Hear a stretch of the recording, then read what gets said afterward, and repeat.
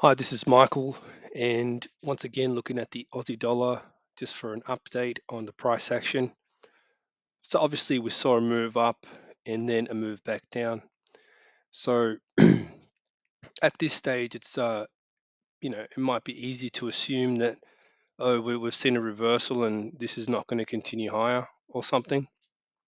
I don't think that's true. There's a couple of things that make me think that, and I'll get into those in a moment. Just want to highlight, we've seen a wave one, a two, one, two, one, two, right? So what makes me think this is a 1 2 1 2 and not just zigzag patterns unfolding? Well, after wave one and two of this week five wave move, we had a wave one. So an impulsive move that didn't make any higher above any corrective pattern before it started correcting.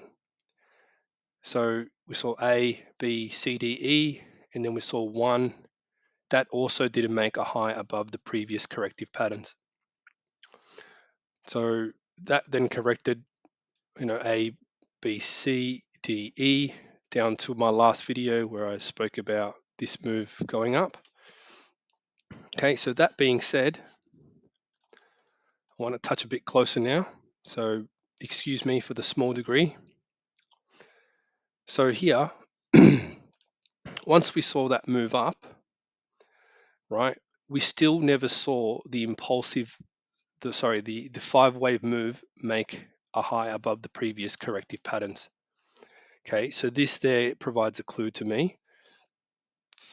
I'll just go in closer and show you what I mean.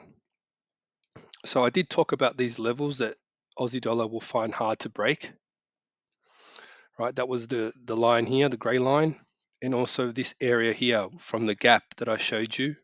I showed you how far back that line, that area is important, that level. And when it comes to this move here, the five wave move, it didn't quite make the break of the previous wave, the start of wave E. Okay, so or above any of the corrective patterns.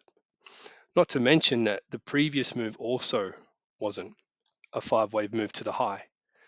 So that there to me shows that it's not any kind of zigzag pattern because zigzags don't do that. They don't produce that kind of pattern.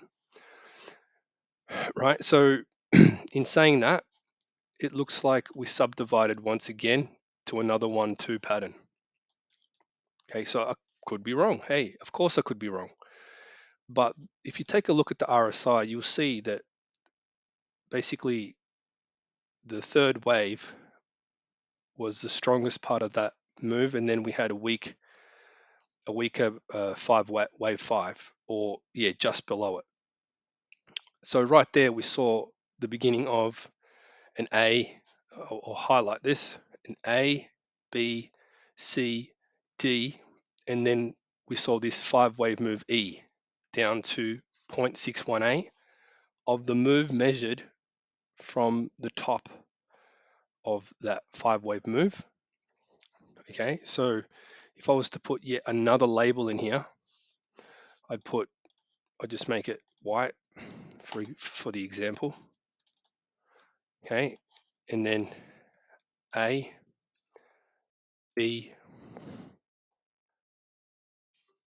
sorry, one sec, C, D, and E. Okay, so that's the way I see this particular formation. And now we should see a bounce that obviously has to be stronger. It has to be stronger now. This is subdivided quite enough. Like it's getting ridiculous how much it's subdivided. So wouldn't be surprised if we saw another break and higher prices and probably not coming back to this level. That's ideally what I'd expect to see. Any more subdivisions than this, and it's just getting beyond the joke. We'd be looking for another reason for this type of price action, which I really don't see it at this point in time. So Otherwise, I'd present that idea to you now, or alternate, way of looking at the patterns. But to me, just this this indicates that this area is of importance, right? That level and that level. So really, there's not much else to say apart from that. It's still within. It's not breaking any rules. It came back to 0.618. It looks like it's a reversal, but that's only because the waves expanded to the upside, right? And the wave E was pretty severe, enough to, I don't know, make you think that it's not going to continue higher or something, right? Especially if you don't know what the waves are doing, you might think that. But in the case of what we're seeing now, I'd expect it to just keep going from here. We haven't seen any break of support down at 0.67, 0.67729, right? So unless that happens, yeah, I've got nothing else to say. So hopefully you found this informative, and I'll catch you on the next one.